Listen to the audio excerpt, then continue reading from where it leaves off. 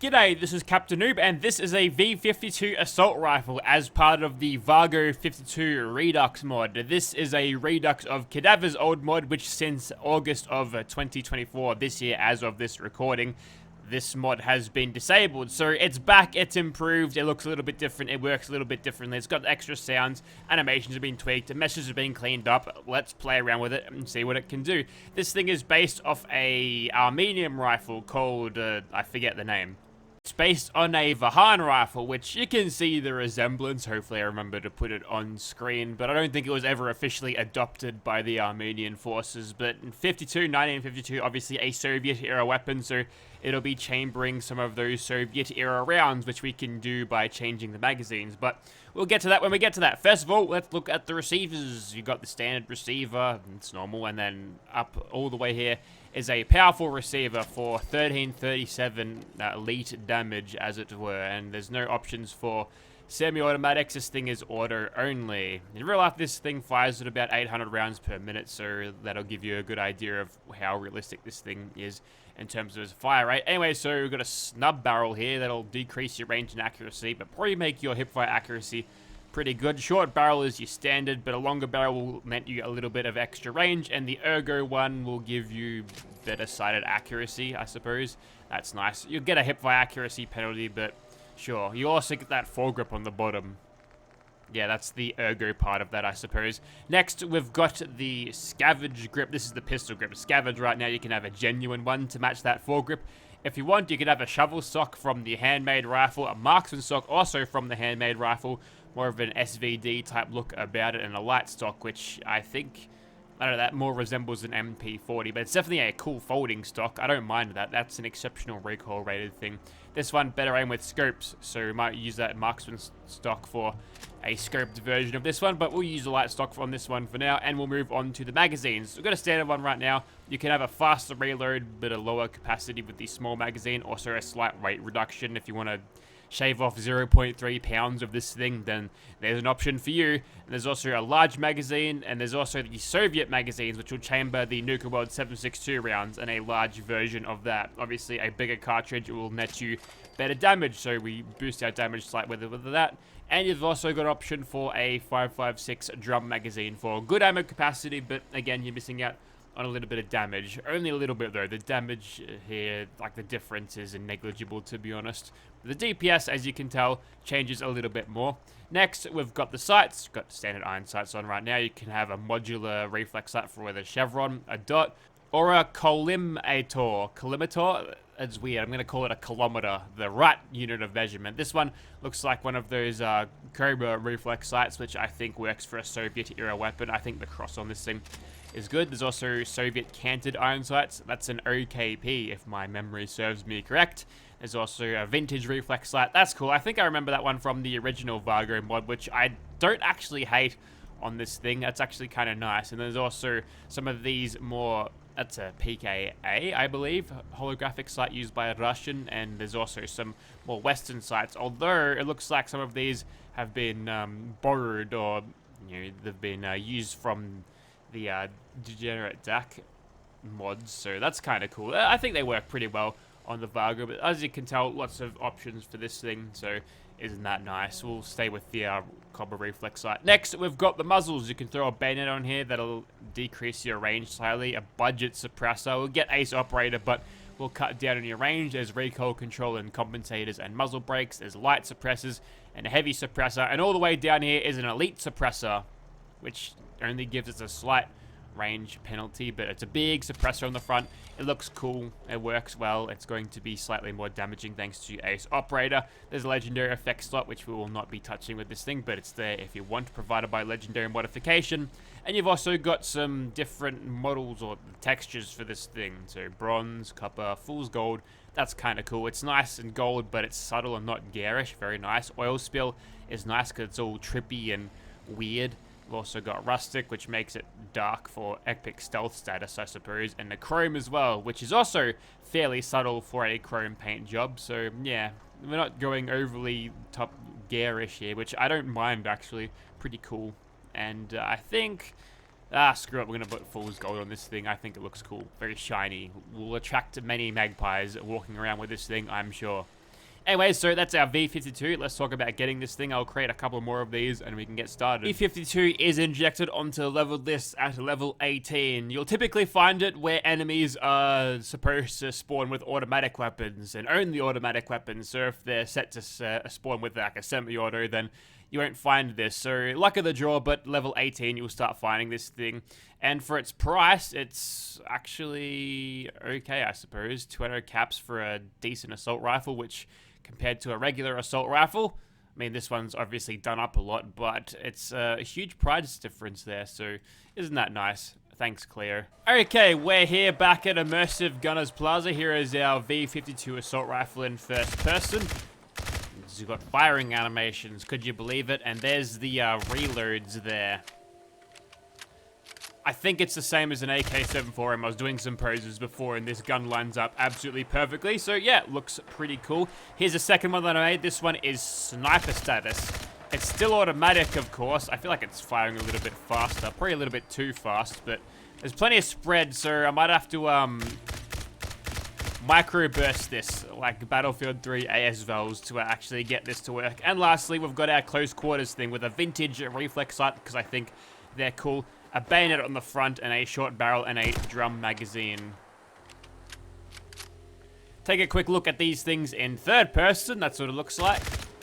Pretty cool. Obviously, there's a reload animation there. A little bit of clipping on the magazine and the foregrip there. No, actually, just on the glove there. That's fine. Anyways, so meet Poppy. Now, she's not one of mine. She's actually Atomic Widow's channel, linked down in the description. She just finished her playthrough with Poppy. She's the Raider Queen of Nuka World, also evidently part of the Institute as well. Look, she's the kind of girl that goes in, shoots first, asks questions later. So perfect for the job. I've offered her some cash to do a little bit of a job for me, so here she is between jobs, and we'll see how she goes. Now, we've lent her all of the usual equipment that we've got from everywhere else. So she's got our grappling hook, and she's got the energy shields, so she should be good to not get too damaged from this. If we send her back dead, I don't think Widow is going to lack me for it, but we'll try to look after her as best we can. Now, okay, one pesky caravan person that walks through here occasionally and is invincible and draws all the aggro has been dealt with. Anyways, we'll start off using this thing. We've got a recon scope installed on this thing, medium variety, of course. It's got that cool green looking screen up there, look like a terminal thing, but yeah, it's going to be a little bit hard to get rapid follow-up shots, but if we can hit them hard and fast like that, we've got the range to actually carry a little bit of damage over it. We're hitting them for 300, and if we get headshots, we're almost hitting 600, so we're in a pretty good position here to do a lot of good damage very, very fast indeed. However, I don't think we're going to be able to use VATS with this thing much. If I hit... yeah, the AP usage on this thing is going to be very, very strong indeed. But that's fine. Because if we can keep them at bay here, then we'll have a really good time at killing these pricks. So far, so good.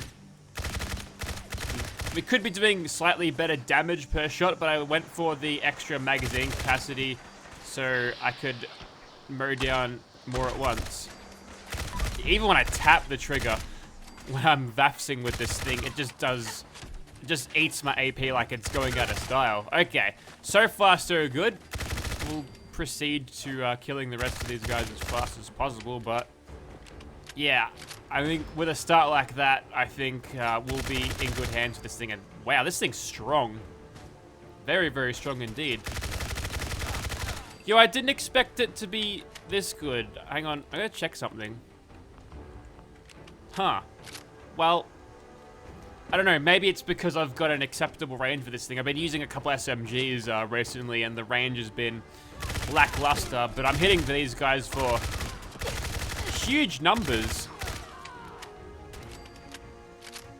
Like, massive numbers. Can we just check that again? 154. Oh, okay, that is slightly above average, I suppose. We're looking at about 124-ish with a suppressed powerful auto assault rifle. Granted, the assault rifle is much easier to control and probably less prevalent to potato aim. But anyways, we'll use our close quarters one now because why not? We'll get in nice and close and try to utilize this bayonet that I got on the front.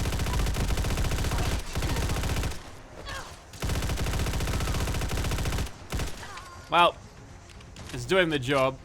You're only a little baby gunner, so you grew down like that. Thank you.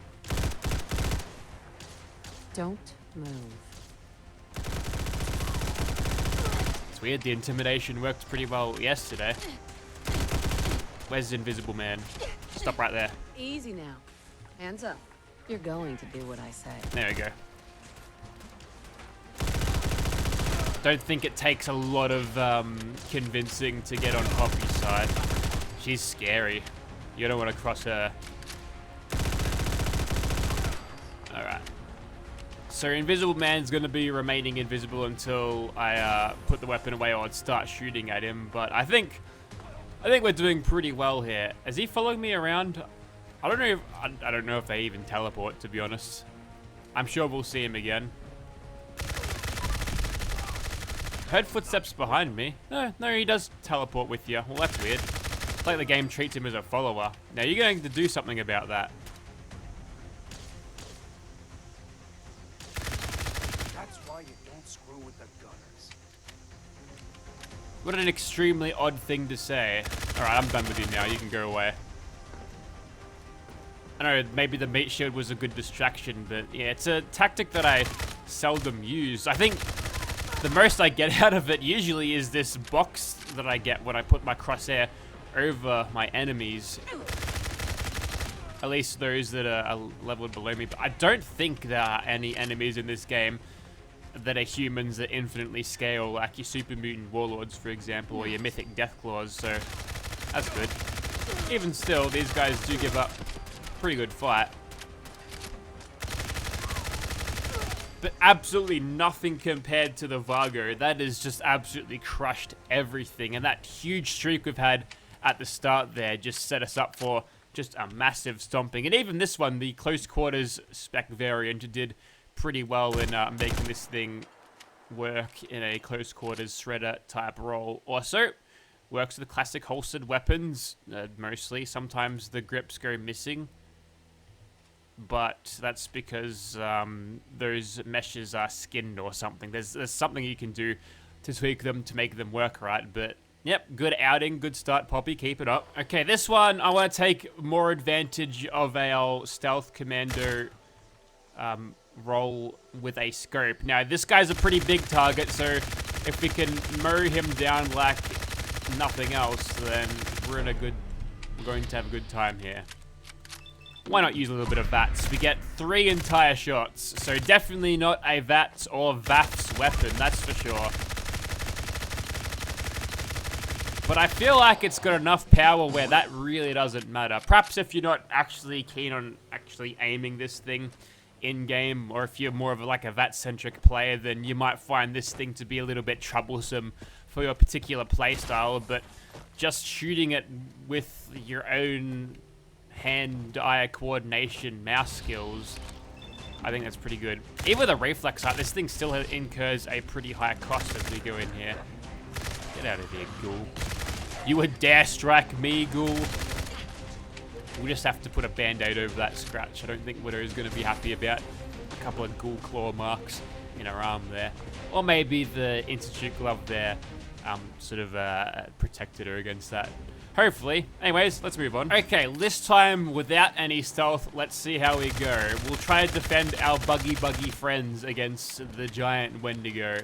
I think that mosquito there will be a useful ally because he tends to just like bugger off. See, the blood bugs in this game, they're experts in guerrilla warfare. They'll bite you a few times and then retreat to a safe distance and then strike back when you least expect it. So I don't know if he's going to come back soon, but maybe he won't even, because before he does, I think we would have completely killed this ghoul. He's having a bit of trouble pathing here.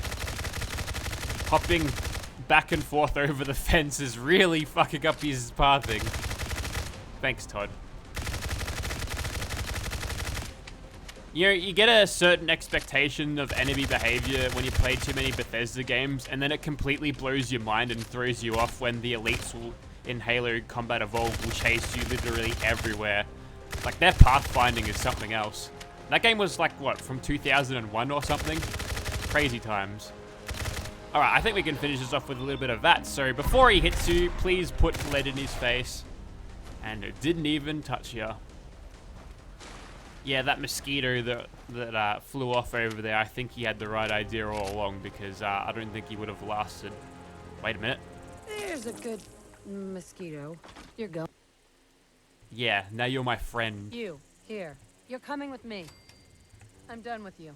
So, what's the deal with mosquitoes and other insects anyway? Do they just miraculously understand the spoken word? I can't put the gun away because then he'll turn aggro again, but I'm gonna see if I can tow him on to the next fight. So, hang on, we'll see if that works. One fast travel later and he's nowhere to be found. What a traitor. Anyways, I suppose what we'll do now is kill this guy. You know what? Is that two of them? Or is that just a regular Mirelurk dude? Hang on, is there actually two? No, that one's just normal. That one is the one we want. So if we add sneak criticals with VATS criticals, let's see how we do. Granted, only our first shots are going to be of that caliber, but I saw 1,500 damage on that guy, which is pretty good. Let me see if I can go back into stealth for just a second. Yep, that's good. We'll go for some VAPS criticals. Look at that shred. Just completely shredded. Now we'll go for some other criticals. Ooh. Don't have them. Okay, now we'll go over to this one. We'll try to get the finisher with the bayonet. I think that'd be cool. Ow. That was actually a pretty bad hit. This guy doesn't mess around. Okay, so even with the short barrel, utilizing VAFs with the reflex sight and everything, it's still pretty costly. Now this one does have the rapid receiver on it, so we get a slightly higher rate of fire. And he missed. I think that was a blessing, because I'm sure that would have killed me. Okay, let's get some more bat shots here. Very good. Okay, he's on his last legs. I'm gonna make this work, damn it. Even if I have to use VAFs to run up and poke him with the stick. That's one critical ready, at least 4 VAFs. Ooh, missing some easy shots there. And one more. Yep, that worked. Did you see that worked? Yes. We got a mighty classic hunting rifle out of it. Okay, so this thing has pretty much steamrolled and crushed everything that I've pointed it at, which is great because, you know what? It's fun to have a nice little crazy video every now and then, but I think you get the idea. So that was the Vargo, the V52 Redux mod, and I think it's an improvement worth having. So if you did like the Vargo back in the day before it was taken down by Cadaver, this thing is a definite improvement, and I think it's a worthy weapon to be added into any arsenal. Lore friendly too, because obviously Soviet era weapons, they tend to show up in the Fallout franchise fairly frequently, so you could argue there's a lore friendly part of this thing as well. But I think you get the idea, and Poppy did well too. You did good. We'll be sure to call you again should we need your services. Just turn the lights back on so you could actually see her. So once again, Poppy is from the YouTube channel called Atomic Widow. She does Fallout playthroughs, challenge runs, and has a cool assortment of characters all dressed up kind of awesome in all of these different clothing mods. It's a heavily modded thing, so if you're not into lots of mods, you might see Fallout 4 in quite a different light to what you would see it normally. So worth checking out. Lots of fun and entertainment to be had there, so go and have a look if you are interested in seeing more Fallout 4 content. I'll leave a link to her channel in the description for you to check out, and also leave a link to the mod, the Vargo. If you want to check that out, then yeah, go down the description as well, because it's a really fun weapon mod, so go and get it. Thank you very much for watching, guys.